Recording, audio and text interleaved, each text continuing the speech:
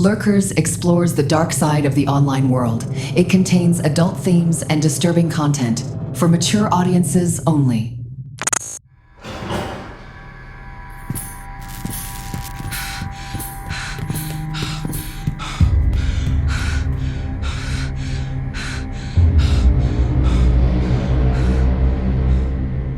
The evening settles across a compound on the Myanmar border.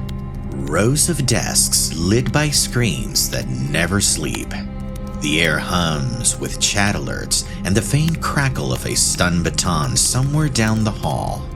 Sarah's passport is gone, her name replaced, her shift stretching past 20 hours while a red marker on the wall counts every message she sends. She keeps one eye on the scripts that teach her how to make strangers fall in love, and the other on the bathroom window, second floor, bars wide enough for a chance. Here, missing quota means no sleep. Trying to leave means being sold to another crew. Back at her desk, a cursor blinks over the words customer support, a performance waiting for its lead actor. In the corridor, a radio bursts alive. The boots return. The baton charges again. The air around her crackles. Sarah bolts for the bathroom, heart pounding. The metal frame catches her shoulder, scraping hard as the alarm chirps. A shout rips through the hallway, boots pounding after her. Right outside the door.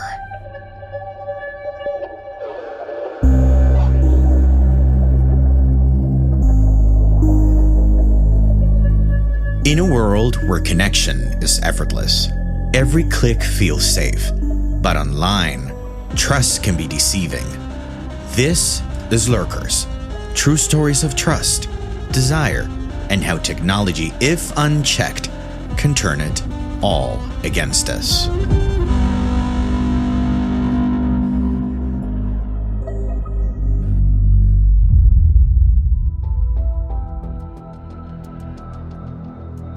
Okay, I have to admit that was a little intense, but the circumstances were true. Before we start, I'll tell you more about Sarah soon, but just bear with me for a little. I promise it'll all make sense in the end. Half a world away from that compound in Myanmar, another kind of captivity was taking shape in January 2023. Quiet, invisible, and digital. A 67-year-old man in North Carolina named David, we'll call him that way for privacy, received a text from a woman who said she had dialed the wrong number. She apologized. He replied, and the conversation didn't end. According to the Wall Street Journal, her name was Ginny. She said she lived in Miami, worked in fashion. Her messages arrived at sunrise, mid-morning, and just before he went to sleep. She remembered details: his favorite dinner, the surgery scar near his wrist, the song that reminded him of his late wife. Within weeks, she began to talk about trading cryptocurrency, how it had changed her life. She sent screenshots of charts and a clean, professional-looking website. The logo looked real. The returns looked even better. She said she could help him if he wanted. So, he wired his first $10,000, then $50,000, and then way more. Each time, the platform showed profits climbing. When he tried to withdraw, a notice blocked the transaction. He was told he had to pay taxes and fees to unlock the account. By August 2023, $3.4 million was gone. His savings, his retirement, the house he had built for his grandchildren. But he wasn't the only one. Thousands of victims across continents, each convinced they were falling in love, getting rich, or both, were falling under the same trap.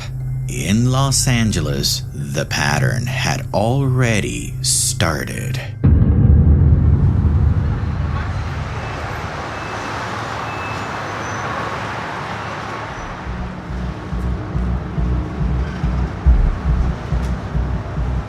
It's California 2022, the state of reinvention to many, where everyone seems to be building something: careers, connections, futures.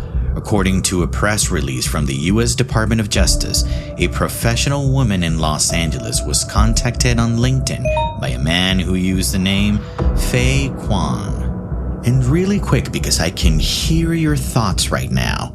Yeah, I can hear them.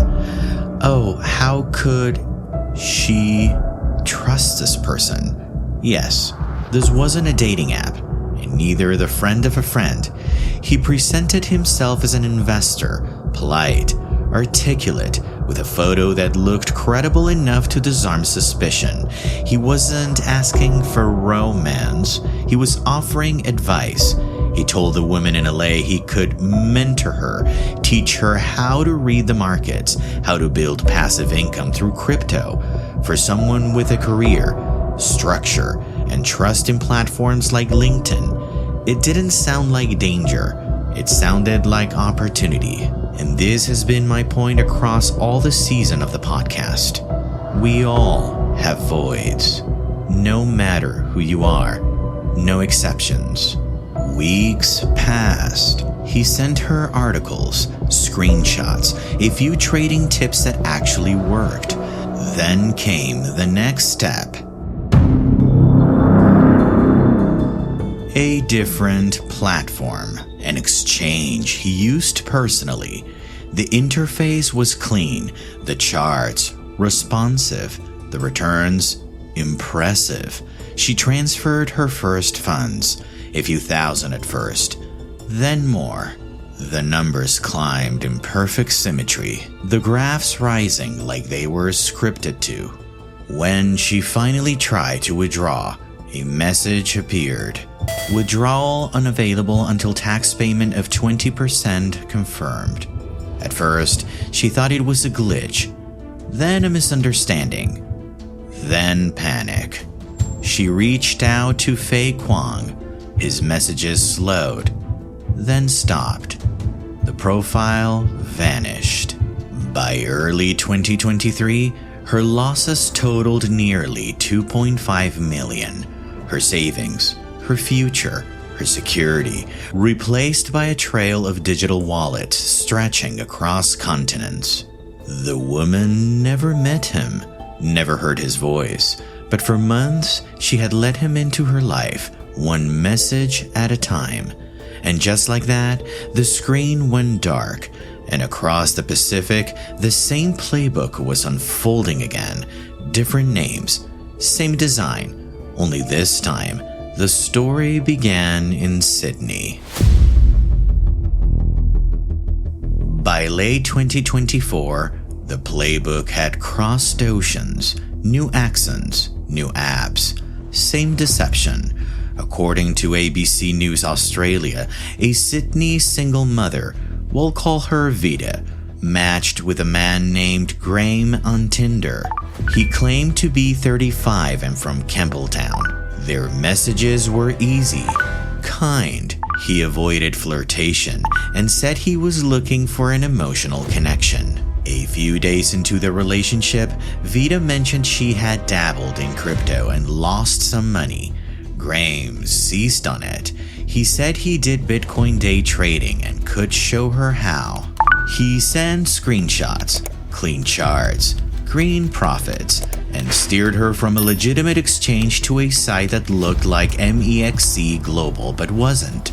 The interface was polished, right down to a customer service chat window. He told her she could start small.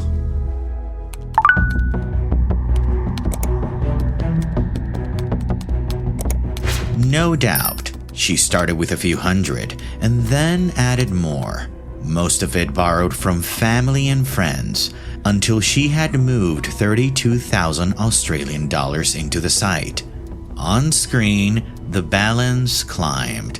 When she tried to withdraw, the account was frozen. Customer support said she needed to pay a fee to unfreeze, not once, but 3 times. And Graham, the man who messaged every morning, suddenly slowed, then stopped. She would later learn the site was a convincing imitation of MEXC Global. She reported the scam, and authorities warned her she wasn't alone. Still, it wasn't just the money for Vida. It was the conversations, the comfort, the illusion that someone halfway across the world cared about her future. And now, the illusion had a price tag. But before we leave the Pacific, one more screen lit up. A similar case in Hong Kong, August 2025. A 47-year-old woman received a WhatsApp message from a stranger who said he was a US gold investor. 2 weeks was all it took. According to the South China Morning Post, police said she lost nearly 2 million Hong Kong dollars despite warnings from friends. She moved 300,000 from savings into 3 bank accounts, then borrowed another 1.6 million, converted it to Tether, USDT, and sent it to a specified e-wallet. When the reply stopped, the money was gone. Police said hers was one of more than 50 romance investment cases reported in just 2 weeks, with losses over 16 million Hong Kong dollars. Different city, but the same design. However, the story of these scams isn't only about the victims. Behind the screens, behind the perfect English and the friendly avatars, there are other people trapped in rooms they can't leave. People like Sarah. Remember her? Yeah, from the beginning of the episode. I promised we would get back to her.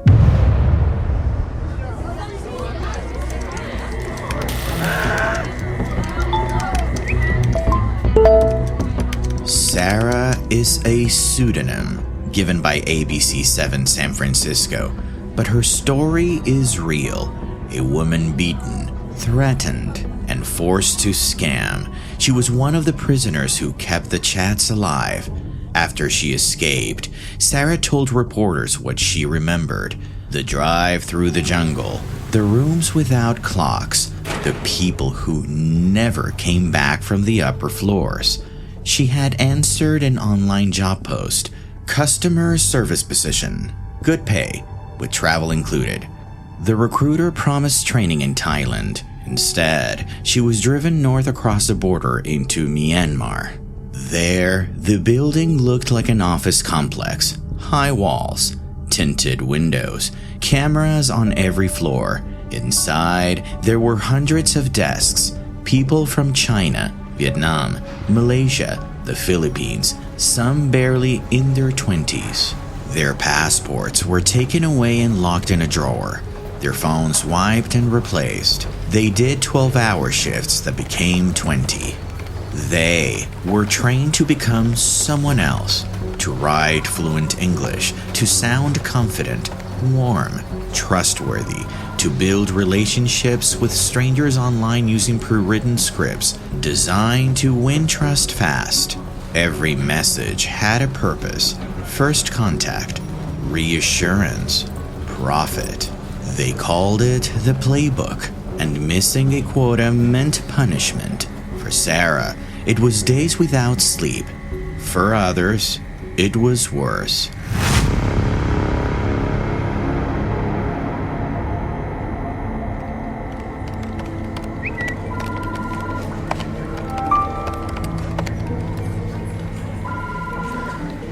Within weeks, she was juggling multiple chats at once, typing from scripts while her supervisor watched every keystroke. Some targets broke down in messages. Stopping wasn't an option. That was the night she started planning to run. And she finally escaped. She told ABC7 San Francisco that the compound wasn't unique, just one of the hundreds scattered across Southeast Asia, run by the same criminal networks behind online investment scams. Sarah said workers were trafficked, sold, traded, office buildings turned into prisons, and the money they made, The billions was funneled through an ecosystem few outside the region had ever heard of. A company called Huine Group. On paper, it was a Cambodian conglomerate. In practice, reporting and blockchain analysis describe it as a keynote in a fraud-driven economy. Elliptic traced at least 11 billion in transactions to wallets used by Huine Guarantee, a Telegram-based escrow marketplace where merchants offer money laundering services and personal data for sale. Wired also reported that Huine Guarantee helps power the crypto scam economy. And finally, in 2025, the US Treasury's FinCEN issued a final rule under Section 311, identifying Huine Group as a primary money laundering concern and severing its access to the US financial system. And just before you think this is just a lot of financial blah blah blah, researchers have also documented ads for electric batons and shock shackles used to control workers in scam compounds.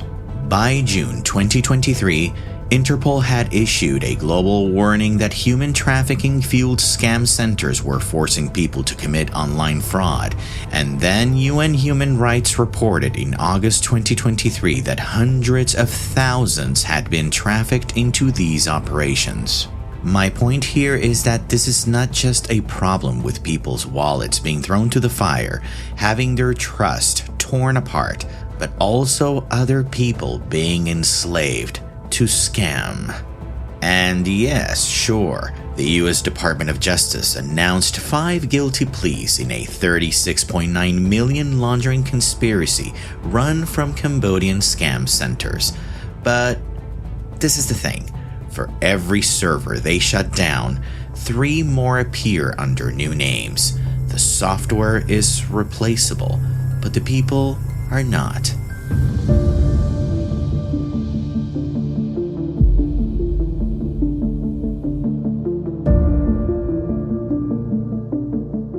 Sarah says she still hears the sound of the notifications. The pings layered over each other until they blur into one endless tone. She keeps her phone on silent now.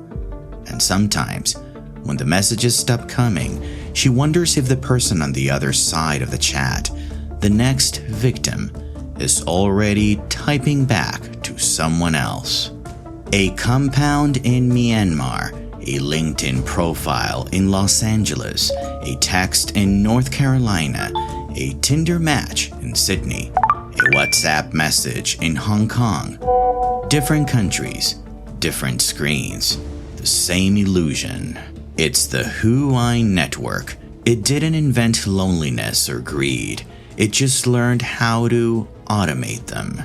And this is the end of Season 1 of Lurkers. Every story we've told this season started the same way. A notification, a message, a stranger who seemed ordinary until they weren't. Some were predators, some were victims, and some, like Sarah, were caught in between, forced to become the voice on the other end of someone else's hope. Because technology promises connection, but connection without awareness is an open door. We give pieces of ourselves to people we've never met. Trust built on profile pictures and punctuation marks. It's easy to forget that the most dangerous traps don't always hide in dark alleys. Sometimes they just light up our phones and smile back at us. Because behind every scam, every message, every story we told, there is a person who believed they were safe until the illusion broke. Stay aware, stay present, stay safe. This episode of Lurkers was written by me, Frank Battiston, research and story development by Julia Lawrence, and production and sound design by Daniel Erdenevia. If this story moved you, or you learned a little bit more of the digital world from it, share it. Someone out there might need to hear it before they trust the wrong message. And if you've been following these stories, If any of them made you pause before you clicked or reminded you to look twice, thank you. That's why we tell them. Subscribe to Lurkers wherever you listen to podcasts, leave us a review, share an episode, or tell someone you care about to listen. Every time you do, it helps these stories find the people who might need them the most, because awareness spreads the same way danger does. One click at a time. Thank you for listening, and see you the next season.